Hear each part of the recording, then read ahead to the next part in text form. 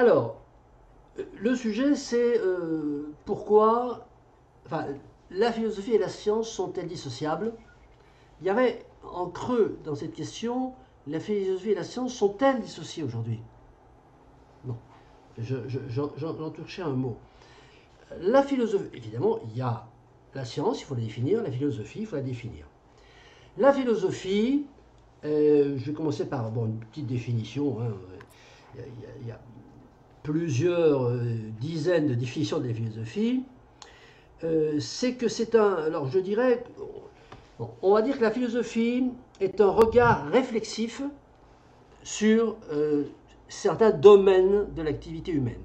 Sur tous les domaines de l'activité humaine, justement. Et la philosophie est un regard réflexif et corollaire avec la pratique des sciences, mais pas que des sciences. La philosophie a vocation à poser son regard spécifique, son regard réflexif sur, par exemple, la morale, sur, par exemple, l'économie, sur, par exemple, la politique. Et donc, les sciences ne sont pas le seul objet d'étude de la philosophie. Alors, il y a une définition de la philosophie que j'aime bien, c'est celle de Hobbes, qui dit que la philosophie, c'est la connaissance acquise par le raisonnement qui va de la façon dont une chose est engendrée jusqu'à ses conséquences et de la constatation de la réalité d'une chose aux différentes voies possibles pour l'engendrer. Et donc, cette définition, elle fait surplomber la philosophie, en fait, sur toutes les choses. Et ces choses, ça peut être la science, encore une fois, ça peut être la morale, c'est-à-dire la philosophie va s'occuper de réfléchir sur la notion de bien et de mal. Ça peut être l'économie. La philosophie va réfléchir, par exemple, sur la croissance économique. Et la philosophie va réfléchir sur le pouvoir. Donc, de ce point de vue, la philosophie est la mère de toutes ces disciplines, elle les surplombe, elle permet de penser l'action en même temps qu'elle se déroule. Et qu'est-ce qui se passe aujourd'hui? Là, je reviens à la question en creux qu'il y avait dans la question générique, à savoir la philosophie est-elle dissociable de la science? Est-ce qu'elle est dissociée aujourd'hui? Oui, elle est dissociée. Elle est dissociée alors qu'elle n'était pas au départ dissociée. Si on prend, attention, on prend la relation philosophie-science. Hein? Bon, bien sûr, on a tous en tête la maxime de Platon. Nul n'entre ici, nul n'entre à l'académie s'il n'est pas géomètre. À savoir que la philosophie était à ce moment-là effectivement axée sur la science. Elle est née d'un regard réflexif sur la science. Les premiers penseurs ont été des scientifiques, c'est pour ça. La confusion vient peut-être de là. Les premiers penseurs, les premières personnes qui ont mis à avoir une réflexion autre que celle du chasseur, pêcheur, cueilleur qui construisait des outils pour s'améliorer le quotidien, eh bien, ces penseurs ont été précisément des scientifiques qui se sont mis à réfléchir sur qu'est-ce que ça engendrait le fait d'aller vers des découvertes scientifiques, qu'est-ce que ça posait comme question sur le genre humain. Mais, je dirais progressivement et de fil en aiguille, cette méthode, hein, pour être un petit peu cartésien ce soir, c'est cette méthode de regard réflexif sur un domaine de l'activité humaine, elle s'est étendue à la notion de l'agir humain dans les relations entre les gens, c'est-à-dire qu'est-ce qui est bien, qu'est-ce qui est mal. Elle s'est portée sur le mode de faire valoir économique, c'est-à-dire comment est-ce que on va organiser le mode de production dans une société, et elle s'est portée sur la façon d'exercer le pouvoir au sein d'une collectivité. Bon. Et aujourd'hui, cette dichotomie qu'on constate, hein, on n'a pas encore jugé, mais enfin on la constate, cette dichotomie, elle existe exactement dans tous les autres domaines aussi. Hein. C'est-à-dire que ceux qui font de l'économie sans avoir le regard philosophique réflexif, ceux qui font de la politique font de la politique, c'est-à-dire sont dans l'objectif d'accéder au pouvoir sans avoir la réflexion politique, avoir la réflexion philosophique, etc., etc. Et pourquoi? Et pourquoi, à mon avis, l'explication que je donne, c'est tout simplement la révolution industrielle, à partir de l'instauration du capitalisme conjointement, corrélativement, consubstantiellement à l'installation de la démocratie représentative, qui est en fait une oligocratie. Et donc, la philosophie, qui était une activité, alors Kant dirait une activité désintéressée, parce qu'il ne faut pas oublier le nerf de la guerre, c'est-à-dire l'argent. Comment étaient financés ces philosophes? Ils étaient autofinancés. Platon avait sa fortune personnelle, Aristote avait sa fortune personnelle, Descartes, hein, qui s'est retiré du monde, il a dit j'ai la chance de pouvoir le faire parce que j'ai des rentes, voilà, alors que celui qui travaille à l'usine ne peut pas le faire. Donc, la philosophie, c'est autofinancé. Mais, à partir de la fin du XVIIIe siècle et l'avènement de la société industrielle, les activités désintéressées n'existent plus. Aujourd'hui, il n'y a pas d'activité humaine qui se mette en chantier s'il n'y a pas la rentabilité, s'il n'y a pas l'objectif de faire un profit. Et donc, qu'est-ce que ça donne au niveau de l'exercice de la philosophie et de l'exercice de la science? Tout simplement, les scientifiques sont financés par le capitalisme. Alors je vais expliquer exactement comment ça se passe. Et les philosophes ne sont pas financés du tout. C'est-à-dire que celui qui fait de la philosophie, il en est réduit soit à être professeur de philosophie, ou alors faire de la philosophie commerciale façon BHL ou en frais, et vendre des best-sellers pour pouvoir se financer. Bon. Pourquoi? Alors, pour revenir sur le central, l'objet central du sujet de ce soir, pourquoi y a-t-il une séparation, un clivage entre la philosophie et la science? Tout simplement parce que la recherche scientifique, prenons la France par exemple, hein, et les chiffres de la recherche scientifique, sur la mission budgétaire avec la loi de finances 2025, voilà, le budget de la recherche est largement inférieur au budget de la recherche privée. Et ça veut dire quoi? Ça veut dire que les entreprises, ce sont les entreprises commerciales, c'est le capitalisme qui finance essentiellement la recherche, et les chercheurs scientifiques, qu'est-ce qu'ils sont? Eh bien, ce sont des salariés d'entreprise. Hein. Les chercheurs en chimie, ils sont salariés chez Sanofi ou chez Bayer. Les chercheurs en électronique sont salariés chez Microsoft, etc., etc. Voilà. Donc la recherche est entre les mains du capitalisme et n'a pour seul objectif que de développer des technologies, des avancées scientifiques pour augmenter les profits des entreprises capitalistes.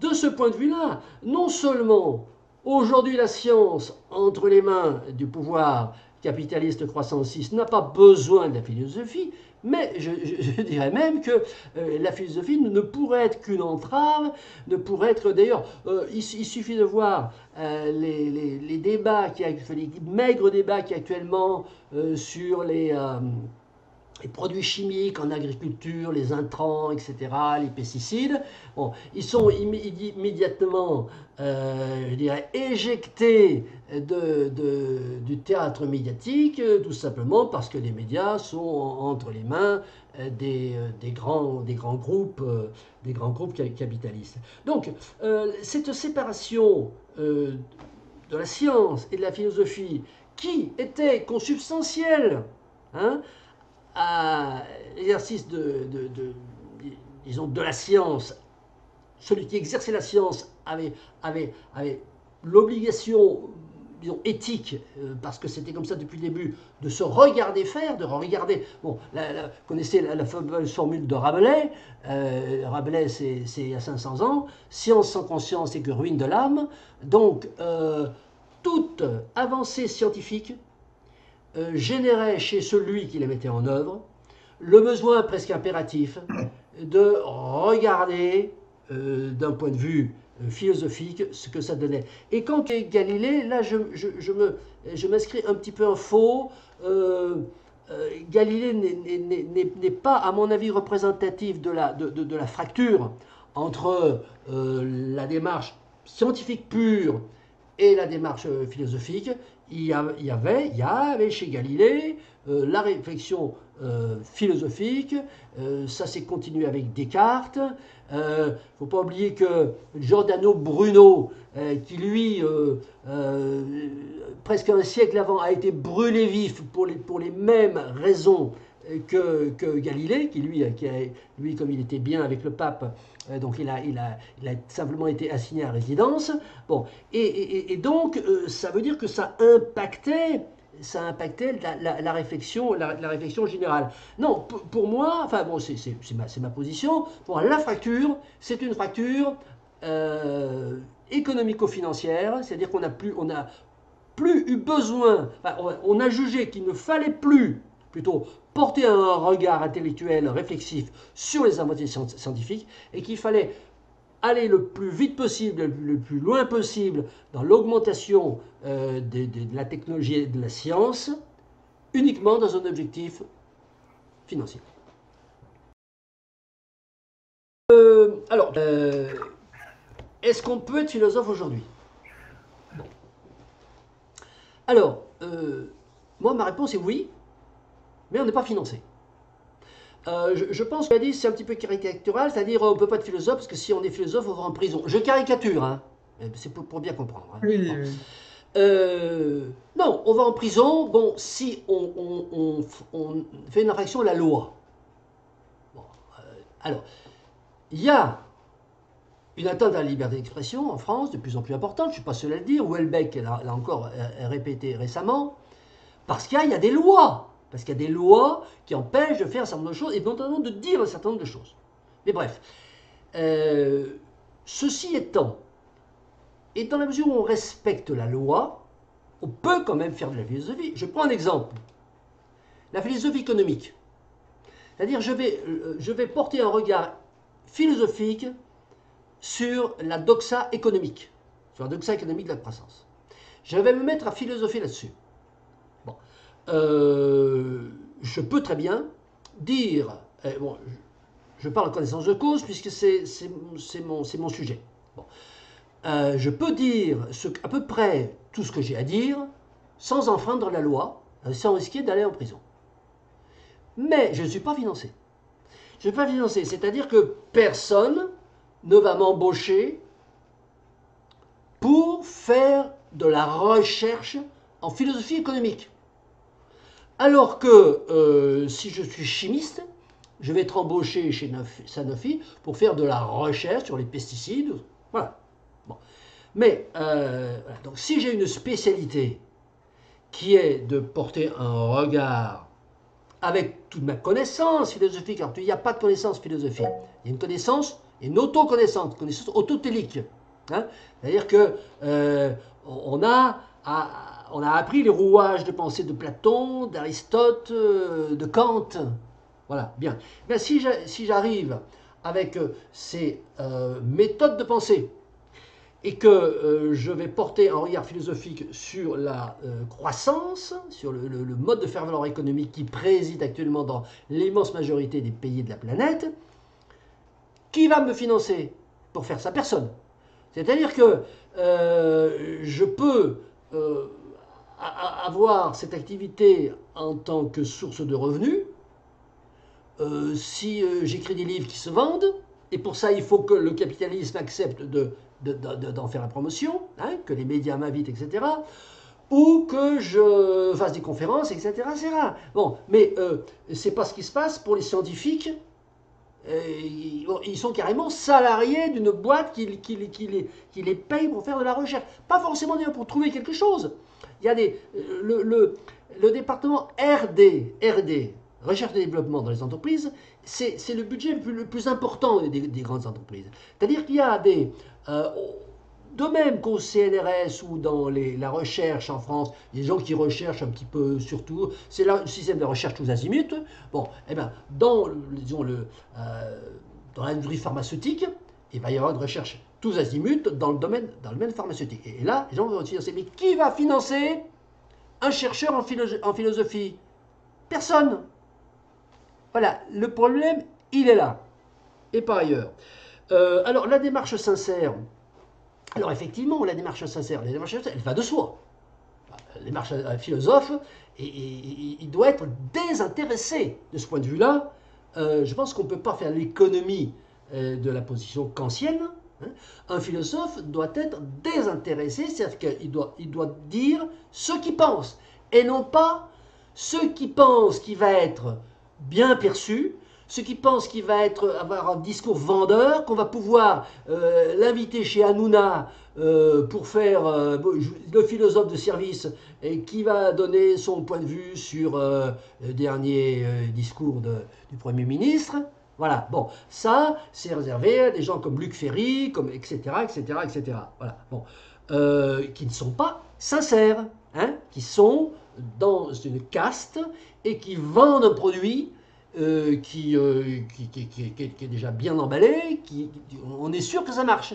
Bon, moi, ce que je vais dire sur la croissance, bon, ça va forcément pas plaire à beaucoup de gens. Donc voilà. Alors, et puis dernier mot, je reviens là-dessus.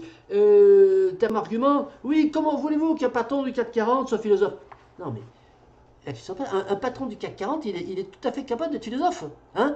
Le Platon, c'était genre personnalité de la carrure de Platon peut être patron de CAC 40, Aristote pareil, Descartes pareil. Bon, simplement, c'est des gens qui n'ont pas, pour un petit peu toutes les raisons que j'ai établies, qui ne vont pas dans cette direction. Mais un patron du CAC 40, hein, s'il veut se tirer une balle dans le pied, par exemple, bon, il a les capacités de faire de la philosophie.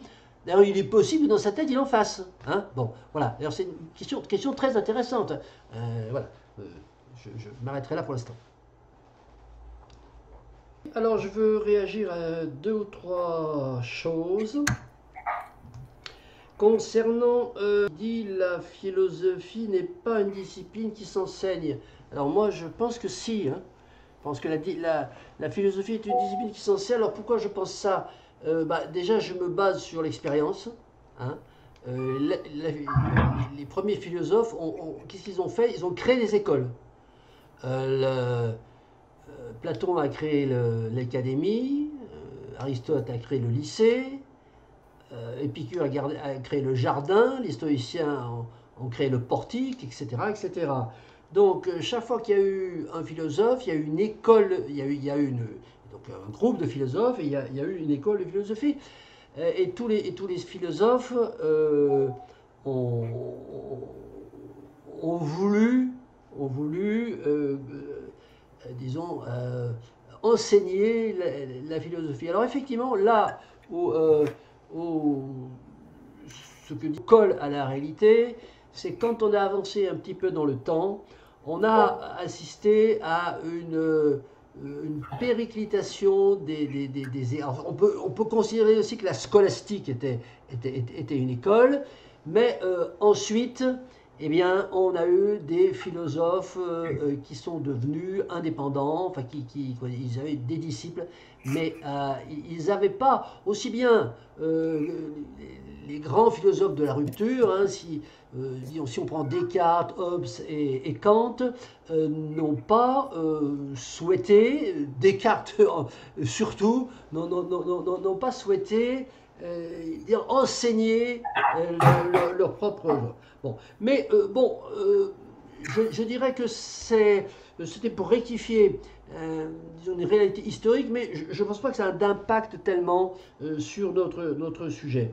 Notre sujet qui est la philosophie et la science est-elle dissociable? La philosophie et la science est-elle dissociable? La réponse est oui, la preuve. Elle l'est. C'est-à-dire aujourd'hui, on a la preuve qu'il peut y avoir de la science qui se développe absolument sans aucune philosophie. Et une philosophie qui se développe sans la science. Bon, est-ce que c'est bien, est-ce que c'est pas bien? Ça, c'est un autre débat. Mais à la réponse, est-ce que c'est possible? On pensait que c'était pas possible. Hein? Jusqu'aux philosophes des Lumières, on pensait que c'était pas possible parce qu'on n'avait pas eu d'exemple de dissociation.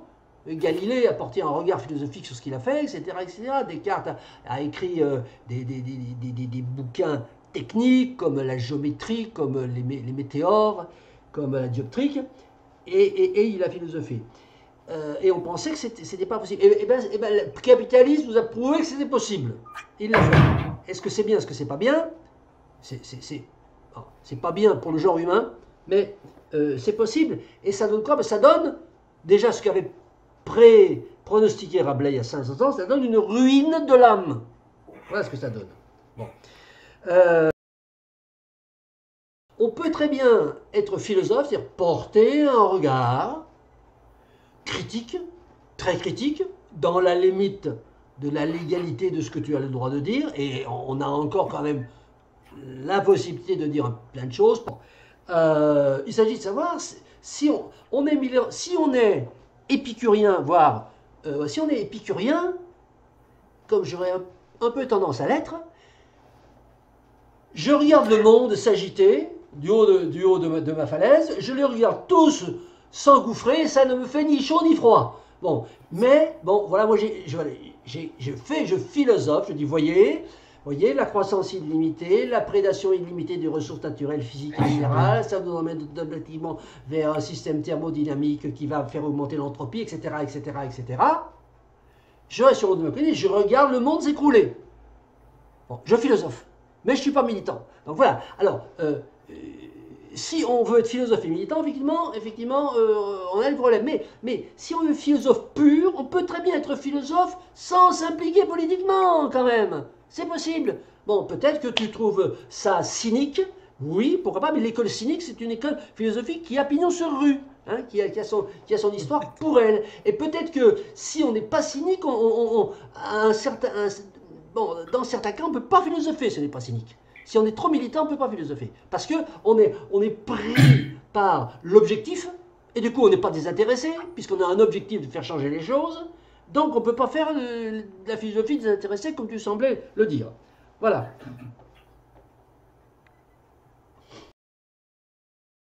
Bien entendu, Socrate est l'image même du philosophe qui n'a pas besoin de passer par l'école, mais tout le monde n'est pas Socrate. C'est-à-dire que Socrate est un être exceptionnel. Il y en a un par, je ne sais pas, par 10 millénaires. D'accord, je ne sais pas s'il y a eu une autre Socrate. Bref. Donc, Socrate, on n'est pas un exemple. Il est un exemple en tant qu'icône. Bon, mais, si on dit, si pour faire de la philosophie, il suffit de faire comme Socrate, ça ne marche pas. Et c'est pour ça que je pense qu'il faut des écoles. Voilà, c'était pour ramener par rapport à Socrate. Alors évidemment, Socrate, c'est l'image du philosophe qui s'implique. C'est-à-dire qu'il ne va pas dans les écoles, il ne donne pas des cours, mais il parle aux gens, ce qui fait qu'il milite. C'est la différence entre un prof qui donne un cours et un militant qui fait, bon, voilà, c'est le maoïsme, hein, donc le poisson dans l'eau, voilà, l'idéologue noyé dans la masse. Et oui, alors bon, c'est toute la question de l'intellectuel. Bon, Sartre a beaucoup travaillé là-dessus, hein, mais c'était pas tellement, enfin bon, à vérifier, mais c'était pas sur l'aspect, le philosophe, c'est un intellectuel, peut-il ne pas s'engager? C'est pas forcément un philosophe. Et justement, si jamais on engage ce débat, moi je soutiendrai la thèse, puisqu'il faut, hein, il faut faire une thèse, antithèse, il faut faire d'un côté, mais d'un autre côté, patati patata. Et ben Amine dira, oui, mais si on est philosophe, on est obligé de s'appliquer. Moi j'irai d'un autre côté, si on est philosophe, on peut très bien, et justement pour avoir ce regard surplombant, désintéressé, attention, au sens kantien, c'est effectivement parce que lorsque tu as un but, bon, tu dis je veux faire le bien, mais tu fais le bien à ton idée. Il n'y a pas un bien, il n'y a pas une recette du bien. Donc tu fais le bien à ton idée, donc tu es intéressé. Tandis que moi, si je suis philosophe épicurien surplombant, c'est pas dire que je me régale, que je suis sadique, hein, mais je dis écoutez, voilà ce que je pense, mais on en fait ce que vous voulez, hein, voilà. Je pourrais être sadique si je gardais pour moi mes réflexions. Je reste sur ma colline, je regarde l'humanité s'enfoncer, et je ne dis rien alors que je sais la raison et je connais les solutions. Non, bon, j'ai mon idée, je fais une analyse des causes, une analyse des solutions possibles, ou peut-être des conditions de possibilité pour arriver peut-être à faire quelque chose. Je le diffuse du haut de ma colline. Bon, après, vous l'écoutez, vous m'écoutez pas. Voilà. Donc, ça peut être ça, la définition d'une posture philosophique, au sein d'un monde agité et en voie de perdition.